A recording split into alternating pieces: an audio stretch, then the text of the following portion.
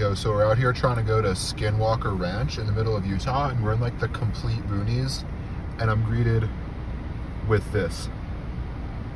This is gonna be a doozy. That clip you just saw was from the time I tried to visit the Sherman Ranch on the way from Mount Hood, Oregon to Moab, Utah.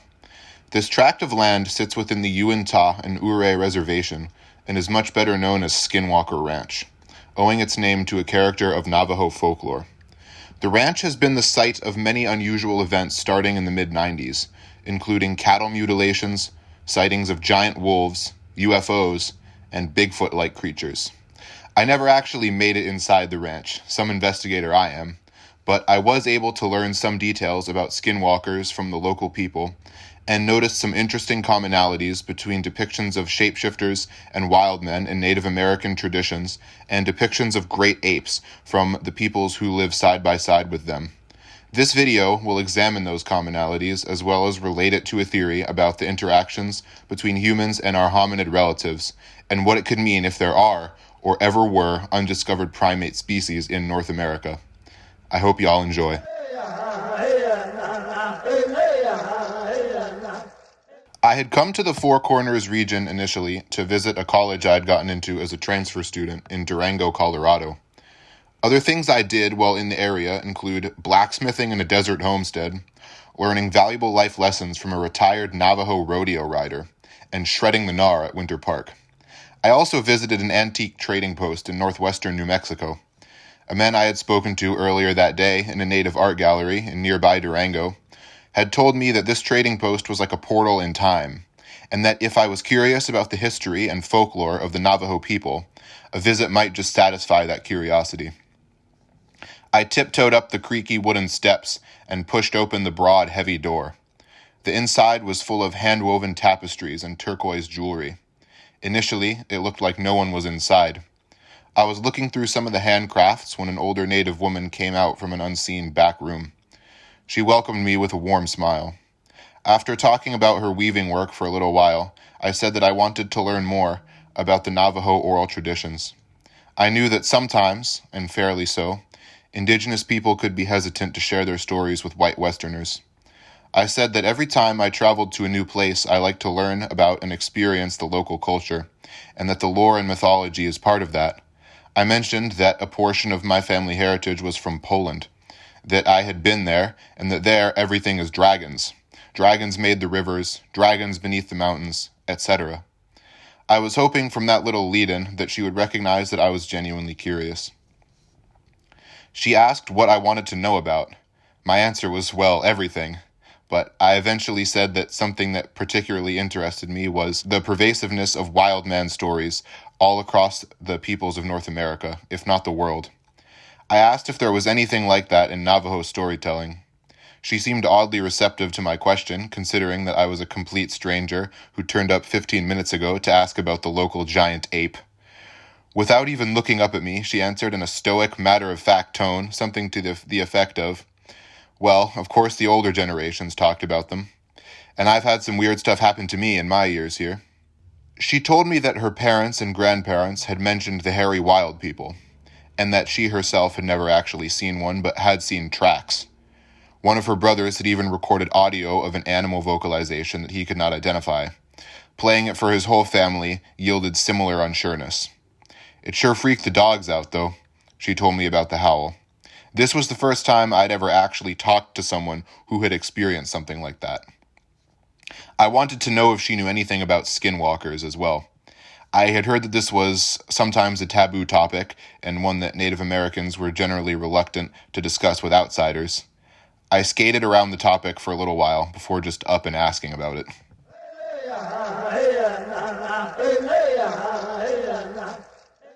So I'm going to divert from the story a little bit to give some background information on what a skinwalker actually is.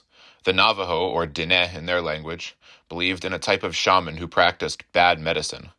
They were said to be able to cast curses of illness and misfortune by blowing corpse powder made from the ground-up bones of the dead into someone's face, or sprinkling it onto their land. They were unnaturally gifted in mimicry, and it is said that merely making eye contact with one of these dark shamans could allow them to possess you, taking over your mind. The most famous ability that these shamans had was shapeshifting, that they could transform themselves into animals, usually coyotes, but sometimes wolves, bears, or other animals. The term that the Navajo used for these people was Yee Naaldlooshii, which can be roughly translated as "with it, he goes on all fours." The it in question being the skins of animals that the Yee Naaldlooshii would wear in order to transform. In their animalistic state, they would walk on all fours. The name Skinwalker being both a summary and a translation of what the Yee Naaldlooshii were doing. In order to become a Skinwalker, a person must be initiated by an elder Skinwalker. There are many years of shamanic training and study that go into that. The crux of the training was that they needed to kill someone, usually a family member, in order to complete the transformation.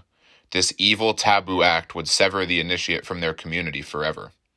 However, it is worth noting that a man in the town near the trading post I visited gave a different origin story, saying that the first Skinwalkers were granted their powers during a time of war to defend their tribe. After peacetime returned, the shamans were unable to control their powers and lost control, falling to the dark side.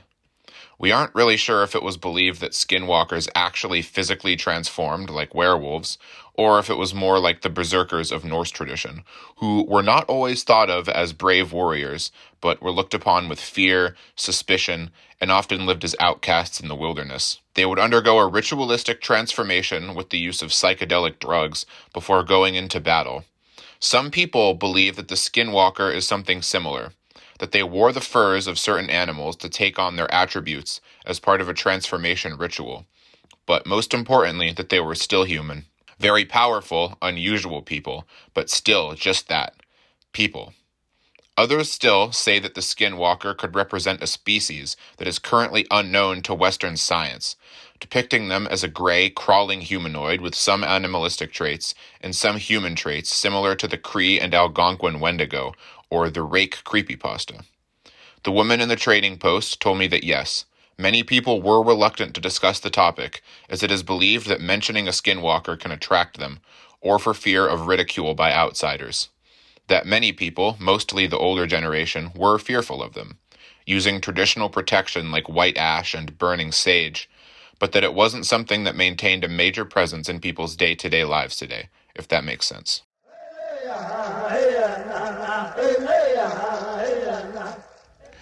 I asked her something like, "Do you really believe there could be so much unknown left in the world?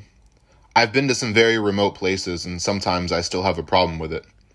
What do you think the explanation behind it all actually is?" Now, hold on to your hats, because what she told me next is not a theory I've ever heard before. She said that she believed that the skinwalkers and the wild men, or Sasquatches, were actually one and the same. If there is, or ever was, a type of animal that was so similar to people, but also so dangerous, it would make people very uncomfortable. Stories about shape-shifting shamans who become animals and dark magic were told as a way of explaining the reality of living with these creatures, whether they still exist or not. She said it's possible that there is one animal out there, related to us but not us, that is more cunning and perhaps more wicked than all the others, that is where the wild man and shapeshifter stories come from. This is not a take I've ever heard before, but keep in mind this is just my interpretation of one person's opinion, but it doesn't fall out of line with other native legends.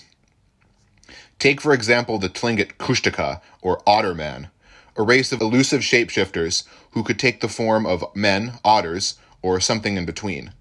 Kushtaka have been interpreted as a Bigfoot-like creature due to the fact that otters do have some primate-like traits, such as rudimentary tool use, opposable thumbs, high intelligence, and living in tight-knit social groups.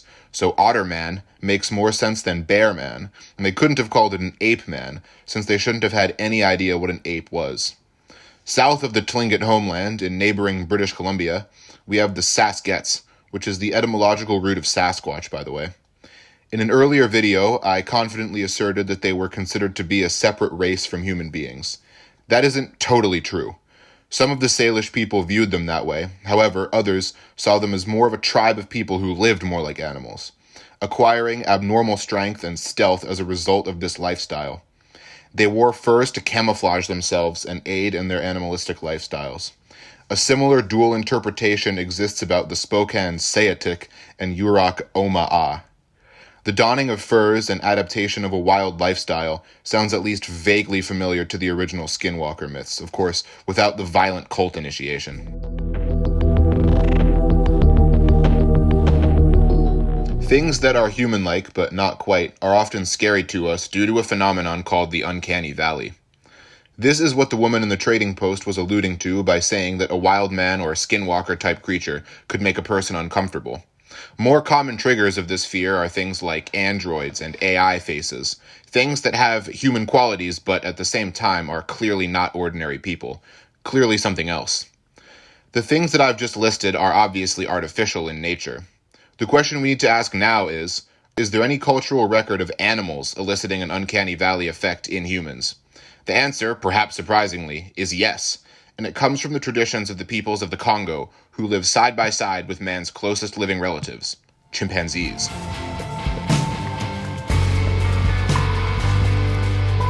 Man-like monsters in their own right, chimps are rarely depicted in African stories and culture. The stated reason for this, according to anthropologists, is that people find their similarities to humans to be extremely discomforting. The word chimpanzee is an anglicization of the Vili word Mpenze, which when translated literally means mock man. One instance in which they do show up is with the Hemba people of the Congo. During a Hemba funeral, performers would wear masks called Misi Guaso'o, depicting the exaggerated features of a chimp smiling. The raised eyebrow and bared teeth weren't meant to be comical, but instead inspire terror and suggest insanity. Misi Guaso'o masks symbolized the presence of death and its awful reality. The masks were believed to be inhabited by the spirits, with the term Misi Guaso'o meaning something like the spirit-invested object of the chimpanzee human.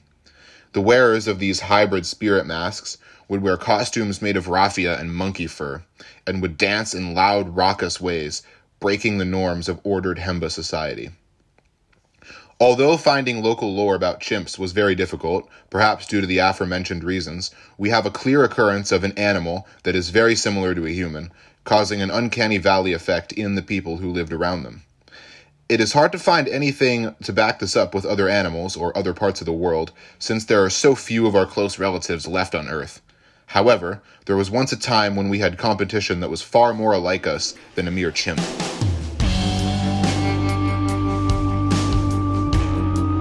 There was a time in Earth's history when human referred not to one species, but an entire family.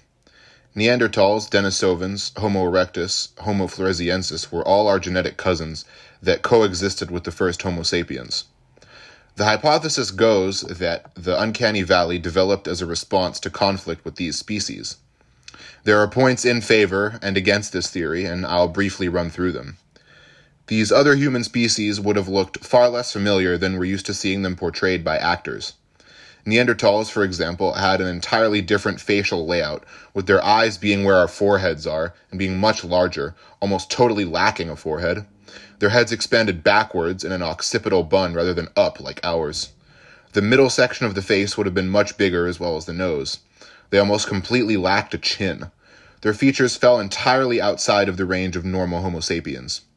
And the same goes for more distantly related species as well. We do have some evidence of conflict between various human species, both paleontological and cultural. We know that humans and Neanderthals cohabitated Europe and the Middle East for thousands of years. A simple look at the track record of what happens when an outside culture moves into a place where there is already an established native people will tell you that conflict was likely. Homo sapiens and Neanderthals from this time have been found bearing the marks of clubs to the head as well as being impaled by spears. We can't be certain this was interspecies war, but it is likely. Neanderthals would have been extremely dangerous to Homo sapiens living at the time. They were at least twice as strong as us, with more fast-twitch muscle fibers, have thicker bones, and their large eyes likely gifted them with better low-light vision. A leading theory as to why they were defeated by our ancestors is because they were not as social. Neanderthals didn't communicate much across tribes and lived in smaller groups. Meanwhile, human tribes from this time were much larger and communicated more with each other, sharing ideas and innovations. Make no mistake, though, if you were a lone human, or even a small group, Running into a Neanderthal could have easily been a death sentence. The most obvious point to counter this theory, though, is that we know ancient humans and other hominid species interbred. We found the skeletons of human-Neanderthal hybrids. Many people alive today carry trace amounts of Neanderthal DNA. In fact, people with high concentrations of it have a small remnant of an occipital bun on the back of their heads. I have it, before anyone asks. The existence of interspecies hybrids absolutely doesn't mean there wasn't prolonged conflict between hominid species, and doesn't mean there couldn't be an evolutionary response to human-like competition. It is also possible there exists a distant cultural memory of interspecies war. In his piece Lochenthal, Le Génocide helvétique des Paléoanthropiens, Swiss author Eric Lanoël argues that a Swiss ceremony practiced in the valley of Lochenthal, which reenacts and celebrates the banishment of a tribe of wild men or wood demons, is actually an ancestral memory of when the first human settlers entered the Alps and fought the Neanderthal tribes already living there.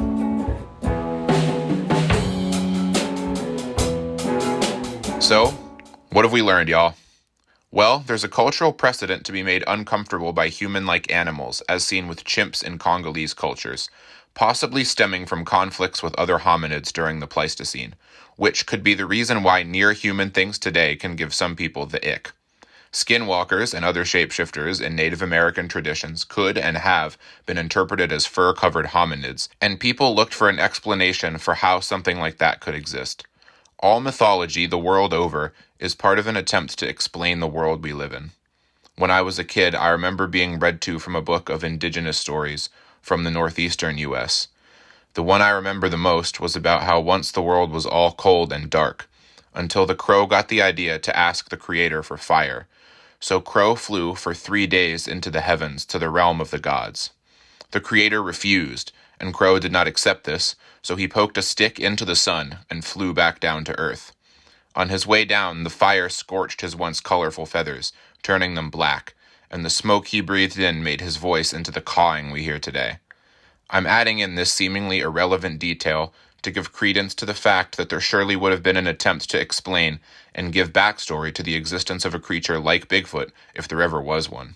Wild people wearing furs to adjust to an animalistic existence, similar to the original Skinwalker stories, could be one such explanation. Or maybe the wild people is the truth of it, and giant 10-foot-tall apes is just a mythologized exaggeration of interacting with these people. Or it could be both. Or neither. I don't know. I'm not trying to say I have any of the answers, which is one reason why this sort of thing is so interesting to me. But anyway, I've had this video on the back burner for kind of a while, and I'm stoked to finally get it out there. Stay tuned for more videos, both on topics similar to this, and other adventures as well. Thank you so much for watching, and I'll see y'all soon.